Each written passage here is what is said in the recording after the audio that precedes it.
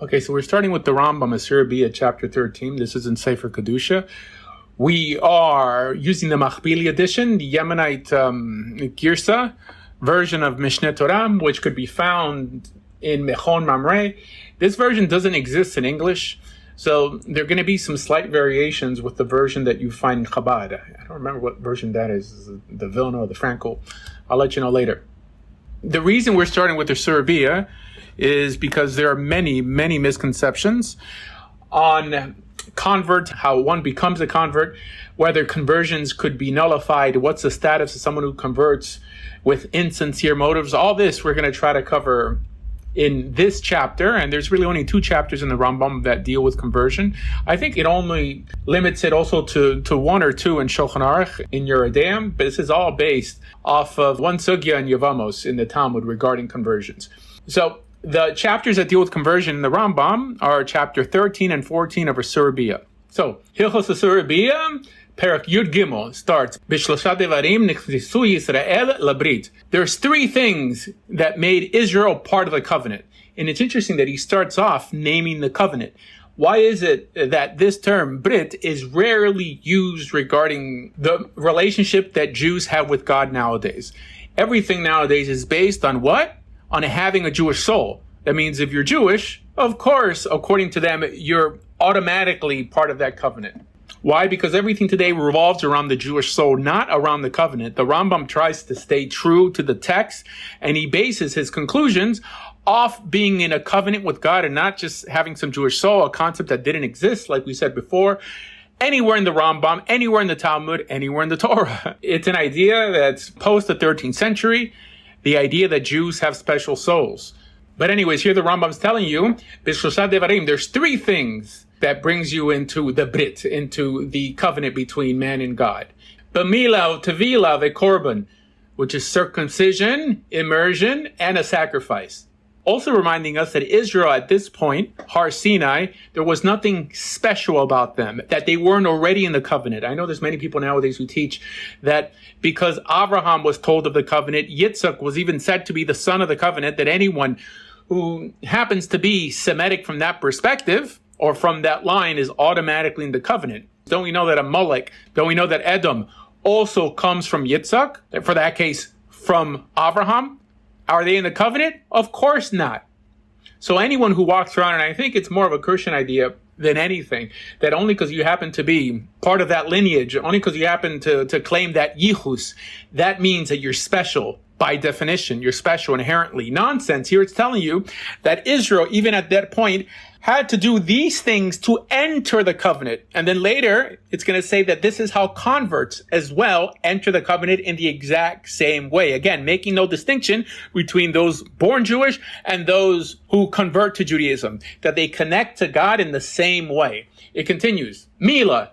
Now it's going to tell us the source of us having to be circumcised. It says, Hayta b'Mitzrayim, that this happened in Egypt. Keshenemar, as it is written, Kol Adel, anyone who has an orla, any uncircumcised individual, Lo yuchal bo, is not allowed to eat from it. To eat from what? From the Korban Pesach, of course.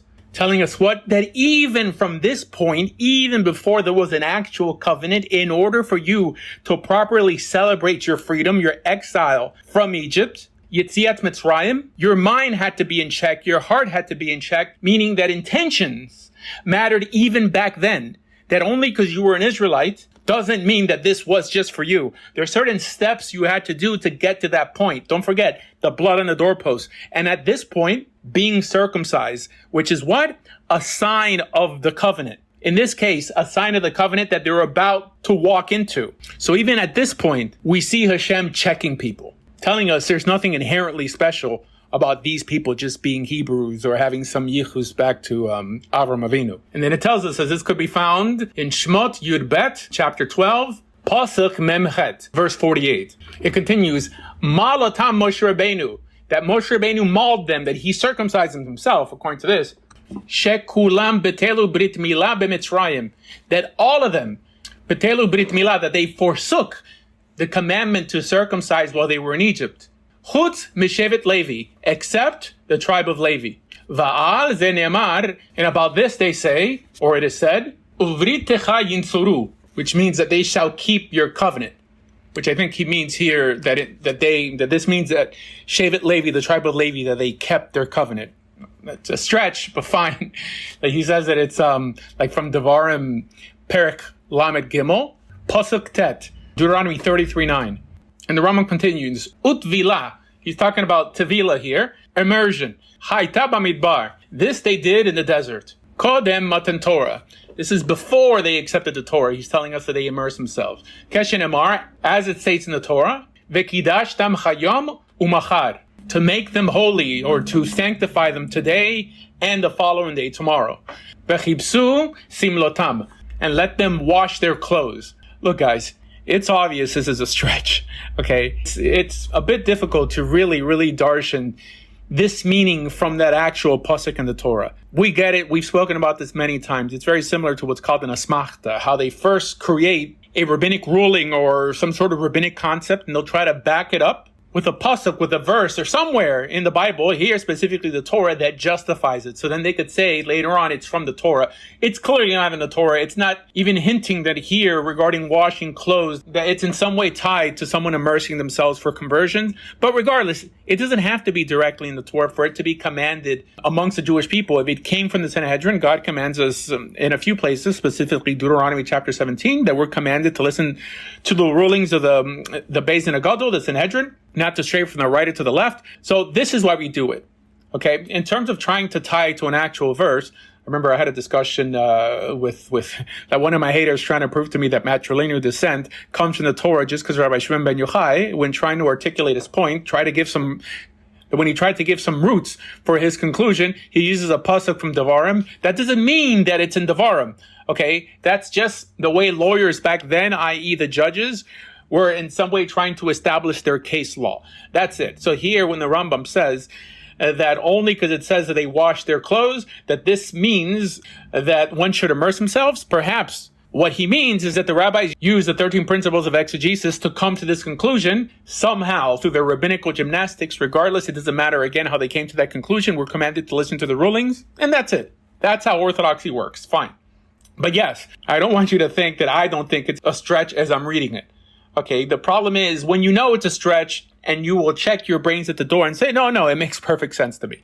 But regardless, if you want to find this pasuk for yourself, here it says that it's in Shemot, Perek Yud Tet, pasuk Yud, which is the book of Exodus, chapter 19, verse 10. And then the Rambam moves on, the korban. Now he's trying to explain the sacrifice. Where does it actually come from? Keshen Emar, Vayishlach et Nare Bnei Yisrael, that he sent out the young men of Israel who offered the burnt offerings. So it's interesting. This pasuk here in Shemot is in the same pasuk where it talks about them saying Nasiv and Ishma. In other words, at this point, they're already in the covenant. This is why the understanding is that korban, the sacrifice, is done after you convert. It's not some sort of korban brought by a Gentile, clearly. Not to mention that he's laying down a premise saying that conversions, when they're done in this order. Mila, Tevila, korban. Later on, he's going to talk about what's the procedure when you don't have a temple? Obviously, we can offer sacrifices today. We're not allowed to build bamot. We're not allowed to build altars outside of the base of Bechira, the place that God chooses. But we'll cover that later. So in terms of a korban, yes, seems pretty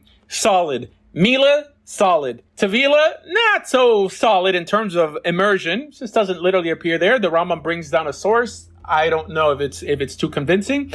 Korban, solid.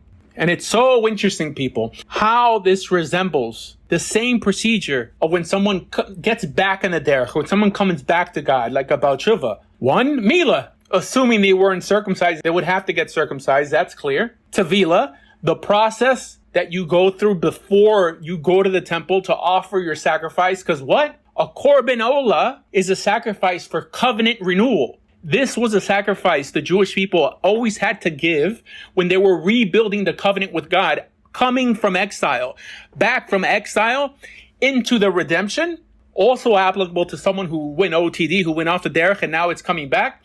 Assuming that you had a Beis HaMikdash, they would have to bring a korban olah to renew the covenant, reestablish the covenant. The process is quite identical between convert and Baal Tshuva. Don't let anyone tell you different. Okay, reading on.